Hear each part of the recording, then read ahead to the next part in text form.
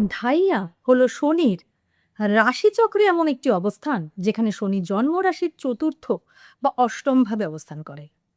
এই পর্যায়ে ২.৫ বছরের জন্য স্থায়ী হয়।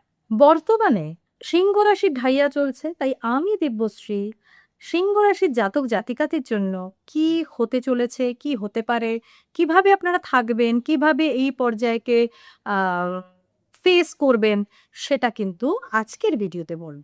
ঢাইয়ার যে কাল পর্যায়, তার প্রথম পর্যায় হচ্ছে ১ নম্বর থেকে ৮ নম্বর মাস।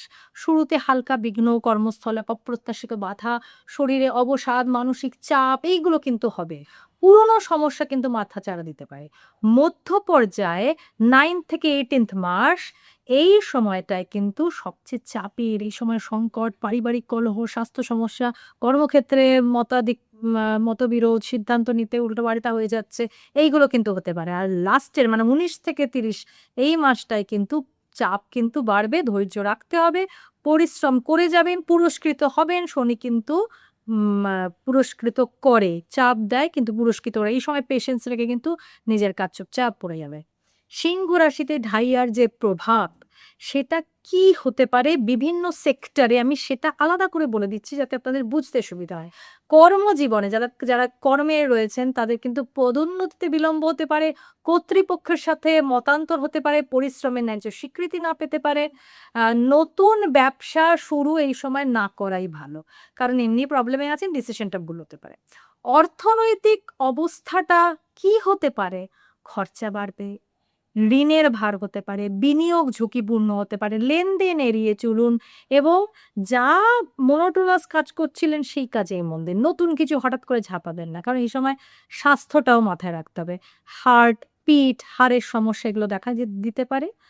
আর মানসিক উদ্বেগ, অনিদ্রা এগুলোও কিন্তু এই সময় কিন্তু হবে। ঢাইয়ার প্রভাবে বাড়বে, যাদের আছে তাদের বাড়বে।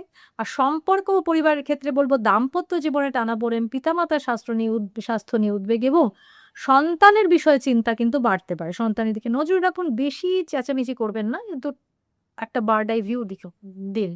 মানসিক অবস্থার কথায় আসবো।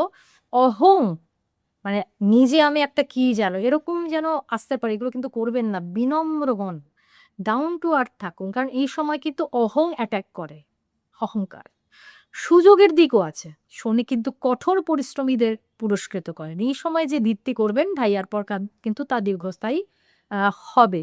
এ সময় কাজ করুন, ফল কিন্তু পরে পাবেন। কিছু হচ্ছে না বলে বসে থাকবেন না। কিন্তু বিশেষ সতর্কতা বলব যে ঢাইয়া চলাকালীন কিন্তু আইনি বিবাদ, শত্রুতা বা নতুন অংশীদারিত্ব নিয়ে ঝামেলা এই সময় কিন্তু হতে পারে। কর্মফল দিয়ে দেয় শনিতে, ভুল কাজ যদি কিছু করে থাকেন তার কর্মফল পাওয়ার জন্য প্রস্তুত থাকুন। কিন্তু রেমেডি কি নেই?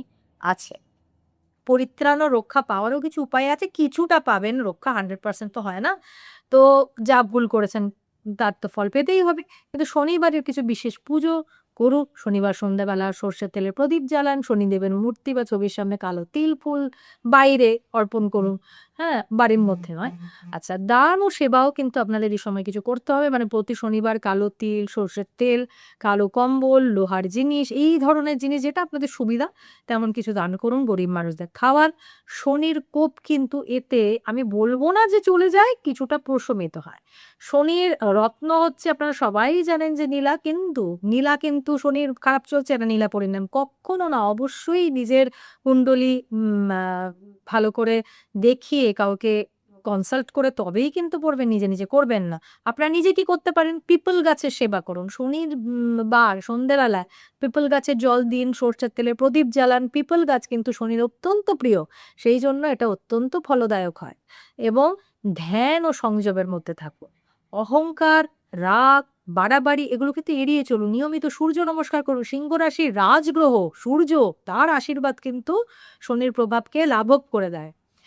পশু পাখি এগুলোর কিন্তু সেবা করুন। কোন পশু পাখির? বিশেষ করে কাক ও কুকুরকে নিয়মিত খাবার দিন। কাক কিন্তু সার্জনের প্রতীক। এই সেবা কিন্তু শনির রোষকে কিছুটা কমাবে এবং গ্রহের দৃষ্টি কিন্তু কিছুটা অনুকূলে যাবে এটার ফলে। শনির বীজ মন্ত্র তো আমি আগের প্রচুরবার বলে দিয়েছি। ওং শনি ওং সং শনিশ্চরায় নমঃ।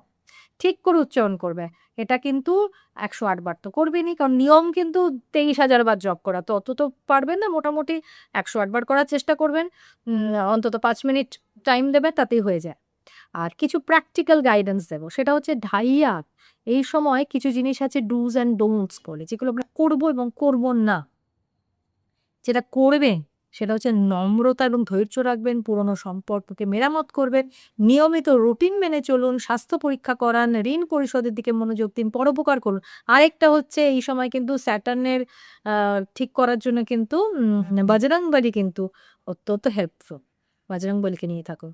আর যেটা করবেন না সেটা হচ্ছে নতুন বড় বিনিয়োগ করবেন না, শক্তিশালীদের সাথে বিবাদে জড়াবেন না, অহংকার দেখাবেন না, অ্যালকোহল বা অনিয়ম এগুলোকে পরিত্যাগ করুন। মানে জমি সংক্রান্ত বিভিন্ন লিটিগেশনকে একটু সাইড করুন।